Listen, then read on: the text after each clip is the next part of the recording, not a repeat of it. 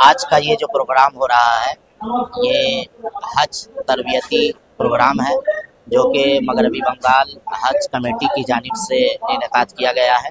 और ये जो करबला इंतज़ामिया कमेटी को इस बार ये सआदत मिली है हाजियों की कि वो खिदमत कर रहे हैं। और यहाँ पर पूरे नॉर्थ बंगाल से अलीपुरद्वार, कूच बिहार, उत्तर जलपाईगुड़ी, उत्तर दिनाजपुर, इस्लामपुर सब डिवीज़न से जो लोग हज करने जा रहे हैं वो तमाम लोग यहाँ आए हैं। यहाँ पर हज का तरीक़ा बताया जा रहा है, कैसे हज अदा करना है और क्या क्या करना है। अस्सलाम वालेकुम।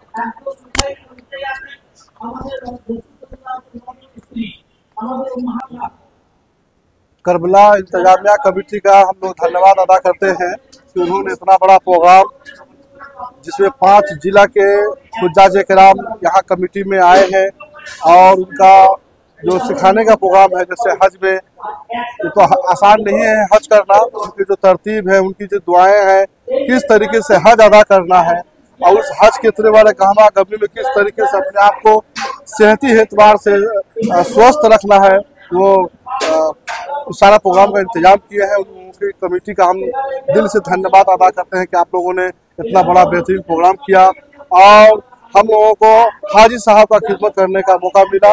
अल्लाह तबारक व तआला की बारगाह में दुआ है कि जो लोग भी हमारे सुनने वाले हैं, यहाँ लोग जो भी आए हैं, इन तमाम हाजी के सदके में हम तमाम की दुआओं को कबूल फरमाएं। बिस्मिल्लाहिर्रहमानिर्रहीम। आज अल्लाह तबारक व तआला का शुक्र है कि 2025 में पूरे बंगाल की जो हाजी साहबान हज के सफ़र में जा रहे हैं, आज करबला इंतजामिया कमेटी की तरफ से उन तमाम हाजी साहबान लोगों का जो है हज ट्रेनिंग का प्रोग्राम यहाँ पे चल रहा है और ये सारा इंतजाम हमारे करबला इंतजामिया कमेटी की जानिब से किया जा रहा है। हम करबला इंतजामिया कमेटी को जो है शुक्रिया अदा करते हैं और अल्लाह तबारक व तआला के करम है कि अल्लाह तबारक व तआला जो हम तमाम लोगों को खिदमत करने का मौका दिया है कि लोग हज पे जा रहे हैं, अल्लाह के घर में जा रहे हैं। अल्लाह ताला उनके हज को कबूल फरमाए और अल्लाह ताला उनके सदक़े में हम तमाम लोग जो खिदमत कर रहे हैं, अल्लाह ताला हम तमाम की खिदमत को अल्लाह ताला कबूल मकबूल अता फरमाए। ছোট ব্যাগ নেবেন, বেশি বড় ব্যাগ নেবেন না। এই ব্যাগে কি কি থাকবে?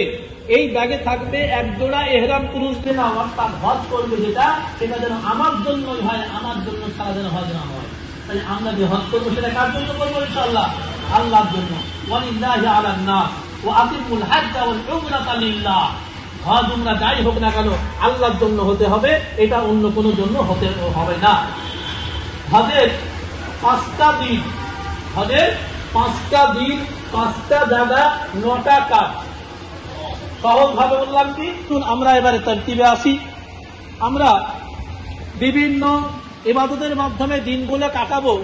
1 বা 2 জিলহজ 1 তারিখ থেকে শুরু করে দেয়।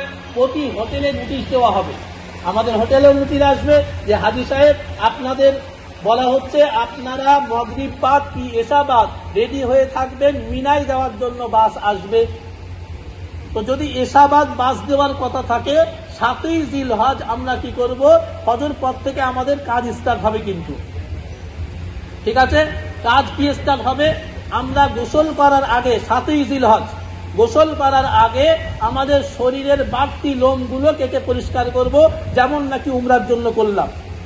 শরীরের বাড়তি লোমগুলো কেটে পরিষ্কার করে নেব এবং আমরা গোসল টোসল করে নিয়ে পরিষ্কার পরিচ্ছন্ন হয়ে যাব।